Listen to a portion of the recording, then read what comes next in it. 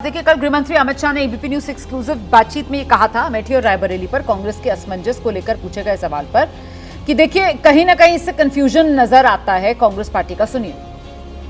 UP में जो चुनाव होंगे खासतौर पर अमेठी में और रायबरेली में, उसमें राहुल गांधी, प्रियंका गांधी दिखाई देंगे और एक तरीके से बदलाव की नई हवा दिखाई देगी वहाँ, जहाँ तक कांग्रेस की बात है। क्या है, सालों से वो वहाँ लड़ रहे हैं, अब हार भी रहे हैं, फिर से एक बार हारेंगे, इसीलिए तो लड़ने नहीं गए। वरना इतनी बड़ी पार्टी के दो शीर्ष नेता क्यों कंफ्यूज है, मुझे बताइए तो। कंफ्यूज क्यों है? नामांकन भी शुरू हो गया क्योंकि आत्मविश्वास नहीं है। इसमें कोई बदलाव नहीं होता है भाई। राहुल गांधी लड़ेंगे तो फिर से स्मृति जी जीत कर आएगी।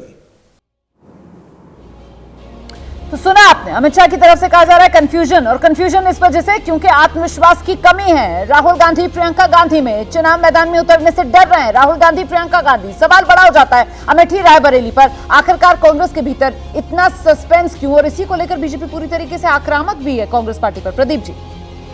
नहीं, देखिए रोमाना, बात केवल अमेठी रायबरेली की नहीं है, ये पूरी कांग्रेस की राजनीति की है।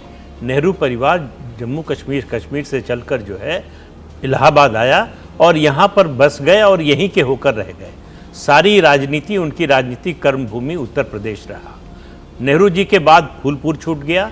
अब अगर अमेठी रायबरेली छूट जाता है इस परिवार से तो उसका असर पूरे देश की कांग्रेस की राजनीति पर पड़ेगा।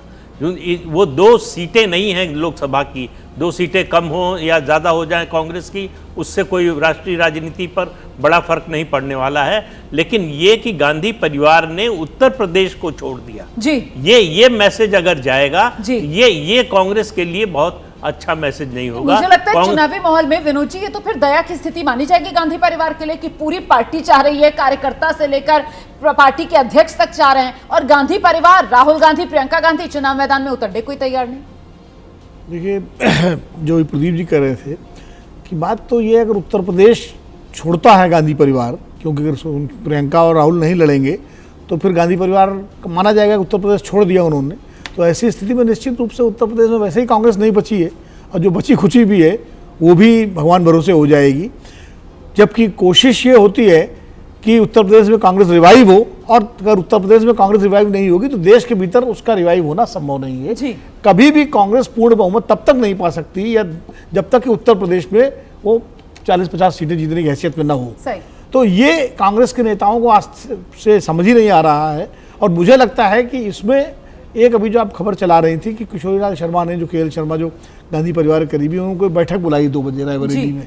हालांकि अभी रायबरेली मेरी बात हुई, रायबरेली अभी वो पहुंचे नहीं है, लेकिन हो सकता है पहुंच रहे हों। अगर उन्होंने बैठक बुलाई है तो वो बैठक बिना ऊपर के इशारे के नहीं बुला सकते, ये मान के चलिए।